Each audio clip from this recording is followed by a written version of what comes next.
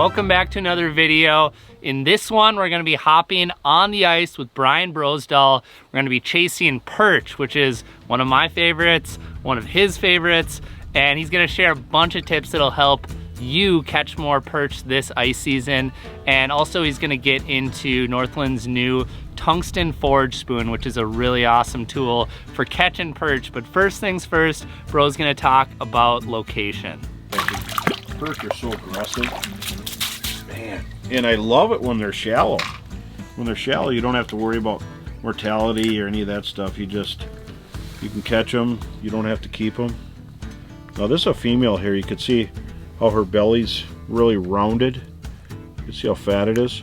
That's full of eggs, so I want to let it go. There's no meat on the belly, just on the males.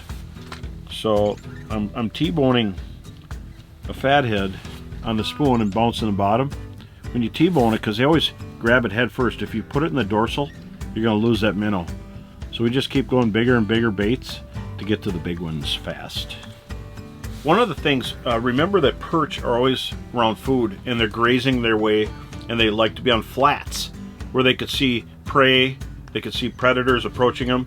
And so at different times of the year, most of your perch in weeds will be in the furthest weed edge on a lake. So sometimes weed edges could be in 14, 15, 16 feet. In some lakes, it's 28 feet. And lakes that have muddy basins full of insect life, like lakes like Mille Lacs and some of these big name other lakes, these perch are going to be deeper.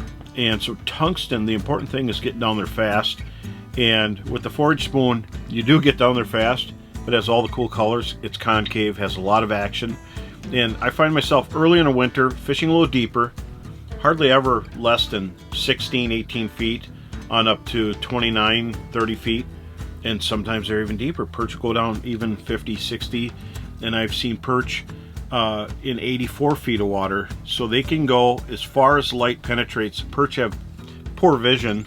So if the lake is clear, they can go as deep as the light is. And I've seen lights or waves on the bottom on clear lakes using an underwater camera in 60 feet of water, the reflection of the waves. Well, lakes like that are going to hold perch to any depth. But the key depths, I'm always right just a little bit before 20 and sometimes 30 or a little better. But I really don't like targeting them too deep. If you catch a small one, it's going to be toast. And so I like as shallow as possible. And as winter progresses, the perch move up. They're getting ready to, they're feeding their way up to the weed beds, and they're going to lay their eggs. They stick their eggs on weed edges. And in lakes that don't have weeds, you know, the Dakotas, Devil's Lake, Wabe, they stick their eggs on willow branches, and they come out like a skein. And so if you pull into a spot looking for ice out perch, and you see a bunch of pantyhose in the weeds or in the sticks, they've already laid their eggs. All right, now Bro is gonna share some information on Northland's new Tungsten Forage Spoon, and he's gonna share some of the details that he's using to catch perch with it. This is the new Tungsten Forage Spoon. It comes in 4 sizes, and that's from 1/4, 1/8, 1/16, even 32nd ounce. And we've never had a 32nd ounce in tungsten. Original shapes, and it has a concave design. So when you're dropping it, it actually flares off to the side.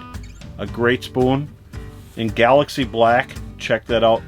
All kinds of different match-to-hatch colors and really cool names too, so check it out. The Forage Spoon. It's going to be your new favorite. Let's drop it down and see how it works. We're on perch right now, and it gets down there really quick. And it was tumbling. They're just racing in to get at it. Come on. Yeah. Nope, missed them. Drop it down again. Look at all those fish down there. Oh, are they aggressive? Come on, baby. Yes, look at that thing. All right. Love it. The new forage spoon catches big old footballs like this one. Really cool. Get down there quick and get the big ones. I love the action, the shape, everything about this. All right, the next topic of discussion with Bro is gonna be the topic of color and some of his thoughts on color when he's chasing perch with these new spoons. When you're out fishing for perch, whatever you're fishing for, you always have to have different colors. colors, the right ones, contrast water. So I'm using black right now. We're in clear water, and you know, when you're pounding the bottom, you're getting these fish enticed. There you go. Black, the bigger ones seem to tune in on it. So, but we also use gold. We'll use red glows. We'll use silvers and golds and all that kind of stuff. But when you're using black, I know the bigger ones seem to tune in on it because they're eating a lot of insect life that's black. And that's what you find in their bellies. So this is a really cool color, Galaxy. Check that out. Wow, one of my new favorites. But you got to buy a lot of colors. Try different things. You know I like using Sneeze, Wonder Bread, and all that. But try different colors. Wash a lot of colors. Every lake's gonna have a different preference, and I like silhouetting against the ice. If you're in dark water, black's a great color because it silhouettes against the bottom of the ice. And I've talked about that for perch, bluegills, walleyes in the wintertime. But something that contrasts and then glows, red glow, gold, Lake of the Woods, Red Lake, you name it, Leech, Winnie, Mille Lacs, everything that's in the mud flats is black, but they still find it. Check it out, pretty cool, I love it. Here you go, buddy, go back. All right, here's some of Bro's thoughts on using small, tiny micro presentations versus some of the bigger, more aggressive, larger profiles. When I'm really getting finessey, I'll go to a 32nd ounce and I'll T-bone a minnow on there, a little smaller minnow. But look at how small, but it's heavy for its size. So if you want to finesse them, feed them that.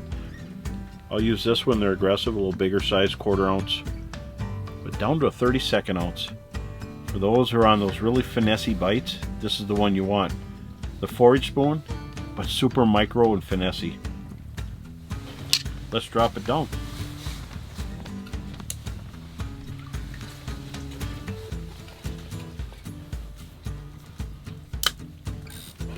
Think anything will eat that? I don't think so. I don't think a perch would like that at all, bro. But I have a feeling you're gonna prove me wrong. Oh boy, but the wrong sized ones can grab it.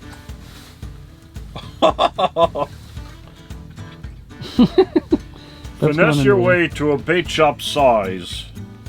Now Bro is gonna demonstrate how he likes to tip those spoons to catch perch through the ice. The camera wasn't running, but we're always catching fish even off camera because perch fishing is active. But I gotta tell you, let me let that one go. There you go, buddy.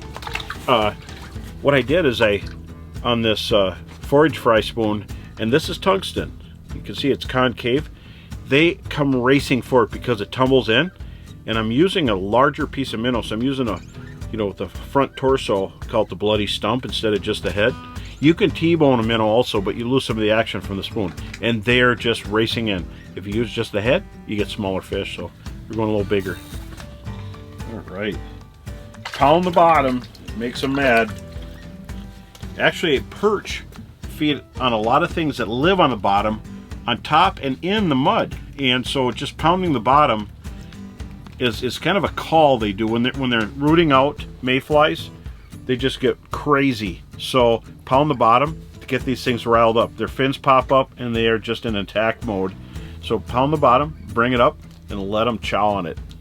In this next segment, Bro is gonna show exactly what he's looking for when he's harvesting perch this type of year, the type of perch that he specifically likes to bring home. You can see here the males, the difference is they're real flat bellied and the females are swollen here with eggs.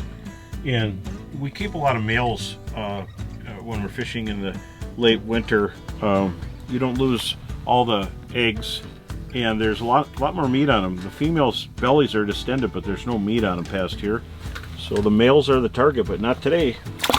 All right, now Bro is gonna talk about rod, reel, line when he's chasing perch through the ice. They're still biting here, and it's fun watching them swim in and out using the forage spoon. But let me tell you about the rod combo I have here. I have St. Croix rod, and this is an outside eye rod, which I'm using with the tungsten spoon for perch. There's a pan dancer and a bunch of different rods, but the outside eye rod is nice because it has a real tight tip, so you can really dance heavy tungsten like this 1/4 ounce. And that's what I like using. And I've got a 7 reel. This is a 750 GS, and this one is loaded up with 5-pound Sunline fluorocarbon. I'll grab Sniper because you get it in bigger spools, and I can spool all of my reels with a big bulk spool of Sniper. So 5-pound is strong line, and I'm using it for walleyes, perch, everything. And I hardly ever go over 5-pound test. You really don't need to, and just strong. All right, well, that's about all we got for you in this video. Special thanks to Brian Brosdahl for sharing a bunch of really good information in this video. If you enjoyed this video and you learned something, make sure to hit that little red subscribe button down below because we have a lot more awesome content coming in the future. And until then, we will see you in the next one.